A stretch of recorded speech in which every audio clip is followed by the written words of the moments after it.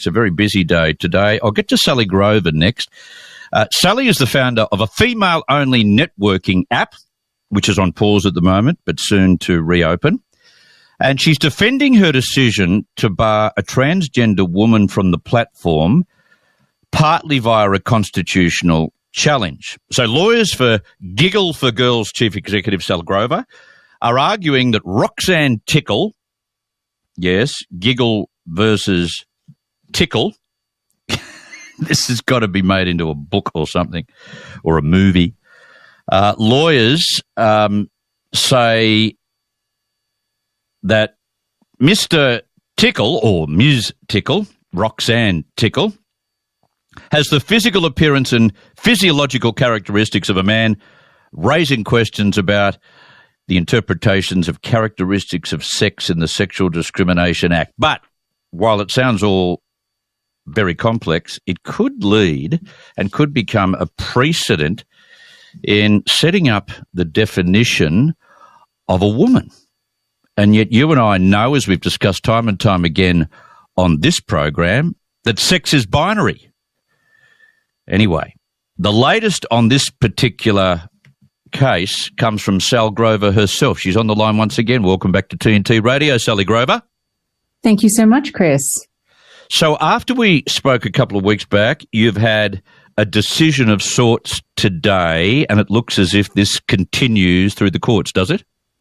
Yeah, that's correct. So basically, the applicant has been granted leave. This has been going on for 18 months now. He did an Australian human rights complaint against me in January 2022, and then that went to federal court in June of last year, and then he withdrew. And so because he withdrew, then sort of resubmitted based on the same claim in December, it had to have the federal court's permission to go ahead. So that's what's been given today, and now it goes ahead, and Tickle v. Giggle becomes a real court case in Australia. It sounds like a mad puppet show. And then my last name's Grover. I mean, you couldn't make this up, but that's right.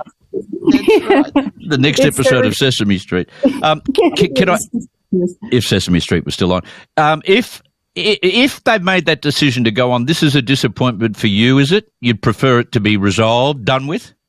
You sort of have to just play the cards you've been dealt. I mean, at the end of the day, the Sex Discrimination Act is muddled, and this mess that we're currently in, sort of called the gender wars or culture wars, whatever it is just going to continue unless it is resolved. So you sort of just have to go, okay, this is an opportunity to resolve it and look at the positives of that, and rise to the occasion and just do it. I mean, I wish that this wasn't happening at all. We all know what a man is and what a woman is, and that no human being can change sex. And this concept of there being, a legal sex is, it's ridiculous. We don't make decisions in our lives based on this. You don't, when you're trying to find someone to marry, you don't look across the bar and think, oh, I wonder what their legal sex is. Like, you just know if someone is a man or a woman, and you make decisions based on that. And so because there is this, very small group of people in society that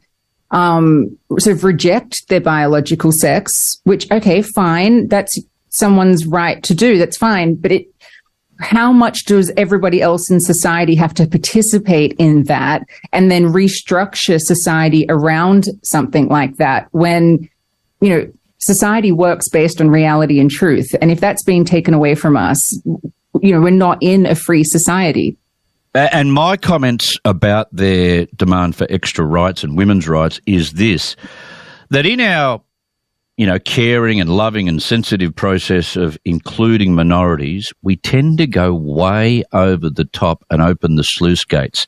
There's got to be a reasonable granting of rights in these occasions. We need to respect these people. Absolutely. We need to not damn them on social media, all of that. We need to welcome them. They should feel like as if, they feel like a woman, that's fine. But but sex is binary, and you can't go all the way on this. Yeah, gosh, I'm not I'm not a monster. I'm all for inclusion, but I'm also for truth. And when you're including a male in a female space, this is an inclusion. This is a lie. And so you're at the same time, you're actually excluding a lot of women. This is the same in women's sports as well. You're excluding the women who don't want males in that environment. And so when we're talking about inclusion, there's just very little thought that goes to, oh, hang on, how is this actually affecting women? And then furthermore, obviously I come at this from a women's rights perspective and female spaces.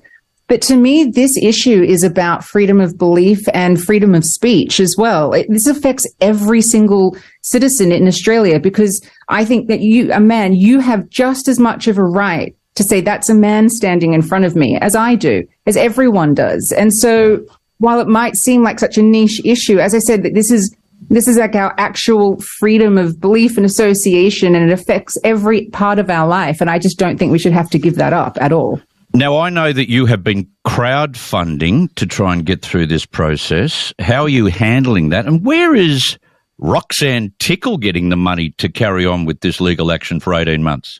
So we actually built our own crowdfunding site. It's gigglecrowdfund.com. And we did that because in the UK and the US, where women have had to raise money for legal cases, and not just women, actually, anybody who's had to raise money to defend themselves on these sorts of issues, have quite often been kicked off, sort of the established crowdfunding sites, because, you get called a bigot or whatever it is. It's just sort of this thought policing.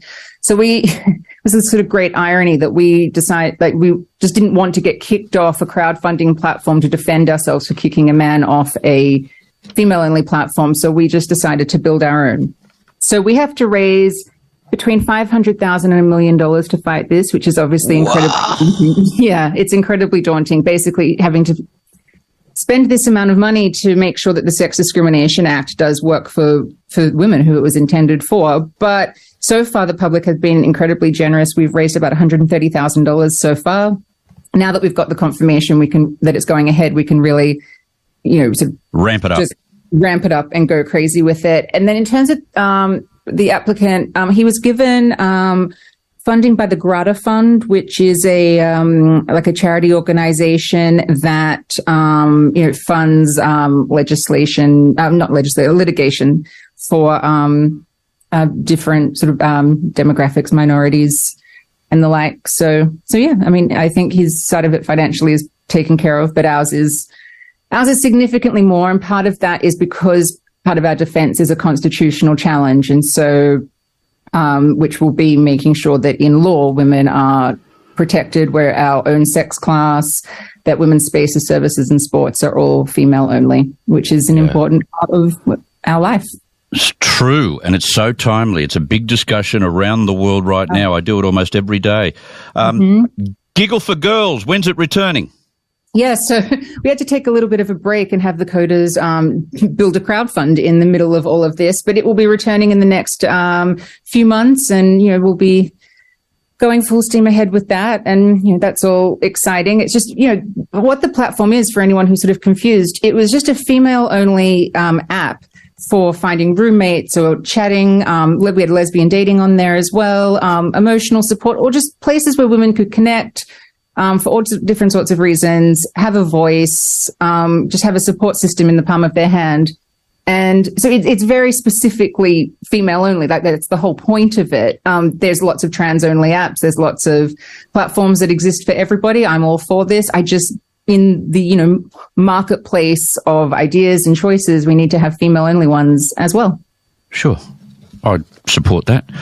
I'll let you go. Good luck. This seems like an ongoing and long-term commitment. All the best with it. And we look forward for your Giggle for Girls, Mark II, getting straight back on social media. Thank you very much for your time. Thank you so much, Chris. Good on you, no problem. Sally Grover is her name. Yes, Grover. Giggle versus Tickle. I can't make this stuff up. It is true. It is true, and we'll keep across it for you. It's important.